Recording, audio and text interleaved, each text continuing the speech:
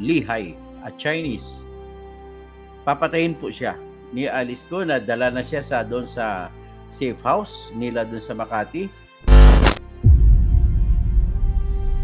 Isang gabi ng Hunyo 2024, sa tahimik na bayan ng Bamban, nagulantang ang mga tao sa balitang may tinukot na isang Chinese national.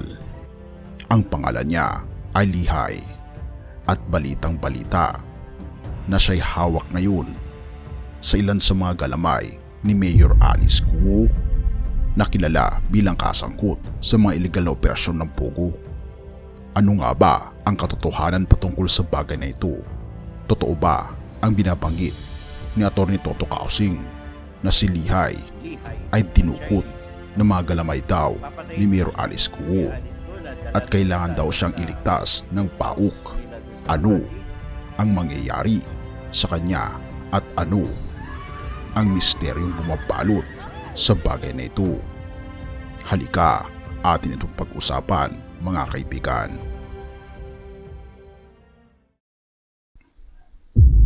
Si Lehi, isang ordinaryong mamamayan lamang, ay nahulog daw sa isang patibong ng sugal na pinapatakbo ni Mayor Alice Guo. Natalo raw siya at nagkapatong-patong ang kanyang utang na umabot ng 700,000 pesos, at sa halip na bayaran, siya'y dinukot at dinala raw sa isang lihim na safe house sa Makati. Ngunit hindi natapos doon ang kwento. Si Lehi daw sa kanyang pagkakakulong ay nagawa pang humingi ng tulong sa pamagitan ng isang lihim na mensahe, at ito ay nakarating kay Atty. Toto Kausing, isang vlogger na may informant daw siya patungkol sa bagay na ito. Makakarating kaya ang mensahe ni Lehi sa mga tamang kamay bago siya tuluyang patayin?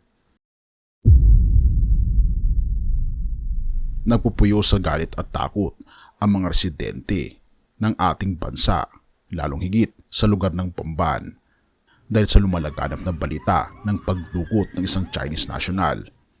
Samantala, si Mayor Alice Guo, na kilala rin bilang Go Huaping, ay patuloy daw sa kanyang karumal-dumal na mga gawain sa kabila ng mga kaso laban sa kanya. Hindi raw siya natitinag at tila walang puso sa kanyang ginagawa. Isang araw, natanggap ni Toto Kausing ang isang anonymous na tip tungkol sa kinaroroonan ni Lehi. Agad siyang kumilos at nagulat sa Presidential Anti-Organized Crime Commission sa pamamagitan ng kanyang vlog. Ngunit sa bawat hakbang, tila mas nagiging delikado ang sitwasyon. Ano ang mangyayari kay Lehi pag hindi siya naligtas ng PAUK?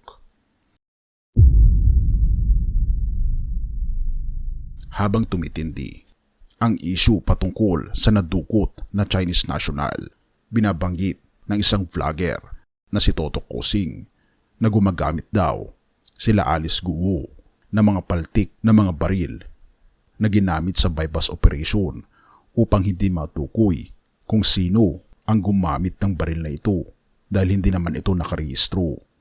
At habang patuloy na gumugulong ang kaso ni Mayor Alice Guo, tila baga napakaraming mga misteryong bumabalot sa mga Pogo Hub na kinasasangkutan ni Mayor Alice Guo.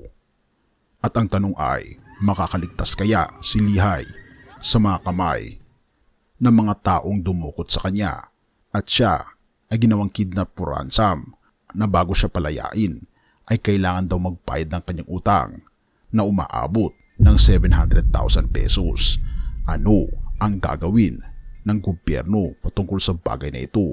Kung ito man ay totoo, at kung ito man ay totoo, ano ang kinakailangang gawin ng PAUK upang maligtas ang Chinese national na ito? At totoo ba na si Mayor Alice Guo ang nasa likod ng mga bagay na ito? Ito ay isang katanungan na wala tayong matibay na ebidensya, na kinakailangan ng masusing investigasyon upang makita natin ang buong katotohanan. Ngunit ipanalangin natin na nawa ay walang mapipiligro na mga tao, lalong higit ang mga tao na wala namang ginawang masama laban sa gobyerno. At napakaraming pananaw ang publiko patungkol sa mga topikong ito. Maraming netizens ang nagbibigay ng kanilang mga komento at panawagan para sa agarang aksyon laban sa illegal na pogo operations at para sa kaligtasan ni Lehi at sa iba pang mga biktima. Ano ang susunod? Patuloy pa rin na gumugulong ang investigasyon. Ano ang masusumpungan nating balita sa mga susunod na mga araw? Mateo 5 verse 10 to 12. Mapalad ang mga inuusig dahil sa katwiran, sapagkat kanila ang kaharian ng langit. Mapalad kayo kapag inaalimura, inuusig, at pinaparatangan ng lahat ng uri ng kasamaan dahil sa akin. Magalak kayo at magsaya, sapagkat malaki ang inyong gantimpala sa langit. Gayon din ang ginawa nila sa mga propetang nauna sa inyo. Sa gitna ng mga pagsubok at kahirapan, ipinapaalala sa atin ng ating Panginoong Diyos na may katarungan at gantimpala para sa mga nagdurusa alang-alang sa katwiran. Ang kwento ni Lehi ay isang paalala na kahit sa pinakamadilim na bahagi ng ating buhay ay alam natin na may pag-asa dahil ang Diyos ang nagbibigay ng kaligtasan at pag-asa. Tulad ng mga propetang nauna sa atin, tayo rin ay tinatawagan na maging matatag at patuloy na manalig sa ating Panginoong Diyos sa kabila ng lahat ng pagsubok at patuloy na ipanalangin ang lahat ng mga naapi at magkaroon nawa ng kapayapaan sa ating daigdig. Tayo manalangin.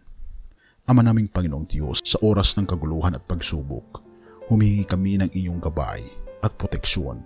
Bigyan niyo po kami ng lakas ng loob upang harapin ang bawat hamon na dumarating sa aming buhay. Tulungan niyo po kaming maging ilaw sa gitna ng kadiliman at maging instrumento ng iyong kapayapaan at katarungan. Naway patuloy niyo pong pagalingin ang mga sugot ng nakaraan at bigyan ng bagong pag-asa ang aming mga puso. Patuloy niyo rin pong gabayan ang aming gobyerno, lalong higit sa mga biktima katulad ni Lehi. Nawa Panginoon, iligtas niyo po siya kung siya man ay nasa bingit ng peligro.